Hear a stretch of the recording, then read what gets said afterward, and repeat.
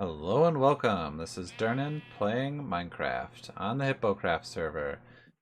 Today's episode is going to be about doing some building and some laying out of what future buildings will be. So I'm starting in the map room that's in the mansion. I've completed the roof there. I need to add in some walls and probably kick out this sheep that's been living in here for a long time. I added in a few things, well, a lot of things. One of the things that I did add is a couple exits that are from here. I was tired of walking all the way around the whole mansion to get materials for the big thing that I'm adding. So I've added in a few outlines of houses here, going backwards to add suspense. Um, yeah, so that way is the iron farm up there. And so going back towards the guard tower, I've added a customs house. So as people come in, they can check into the city. Have this sort of be where the guards sleep when they're not up in the tower. And then the big thing that I added as I walk backwards and look up is a giant wall. So I will jump over to the single player world that I have that I went through several iterations of walls, and we'll check out those. And then I decided on this one. So it is a very tall wall, and it is what I've been working on the last long while. So it follows and bumps out and goes up an elevation and down and follows all the way around. So let's jump over to the world where I have some wall designs that I chose from. This is the single player world that I created so I could have some places to test out things like window designs, my puzzle room floor, making sure that the iron farm actually works, and a few other things. Here's some wall designs. Pretty much just a Google search for Minecraft wall designs and built those in here just to give me sort of an idea. This one I liked, but it was too small for having the huge guard tower next to it. This is the one that I went with. And then a few others that seemed either too tall or didn't seem to really scale sideways well. This was sort of combining a couple things. And then this one was definitely combining that first one into the elements. Having this be this huge wide thing, thinking that this side would be repeated over here. So I might use some of these for the sides of buildings or for the wall on the other side of the city. But this is the wall design that I went with. So let's head back in there and we'll kind of fly around it and see just how big it really is. Here is the giant wall from a flying around perspective. I've added in sort of the base elements for the base of the wall all the way around to where the swamp area is, to the... what direction is that? That is to the east, so there's a large swamp that way. So I've added in, we can follow this around. I did have to walk around adjusting the wall here and there so that it could use the design that I had.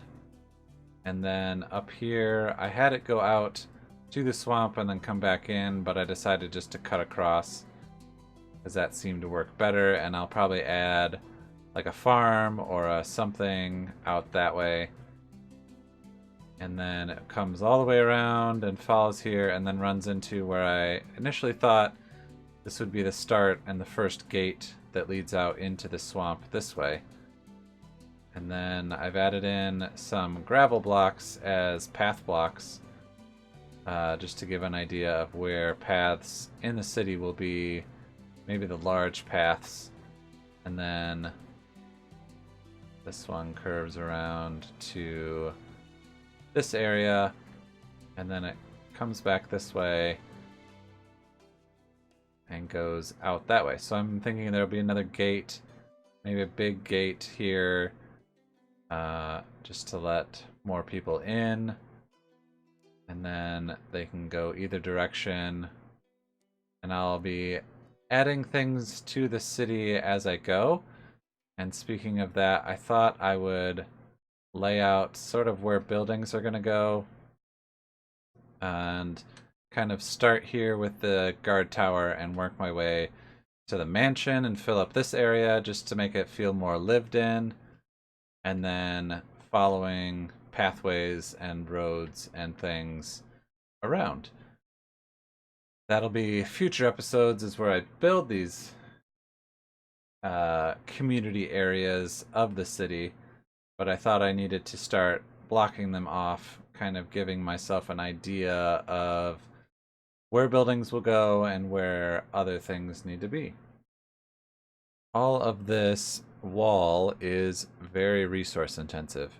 As you can see, a lot of cobblestone in the background, and then a lot of stone brick stairs, stone brick blocks, the slabs, and then when you combine the slabs, you get the circly chiseled block.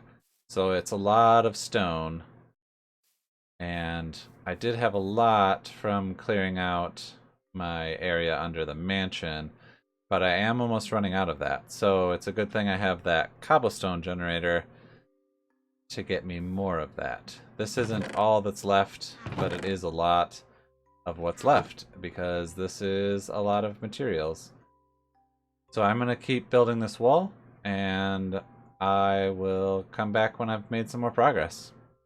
Something that I haven't shown is the back side of the wall, so it's not as pretty, but it does serve its purpose. Because from inside the city, I might be adding buildings and houses that butt up against the wall, so that people live sort of next to the wall.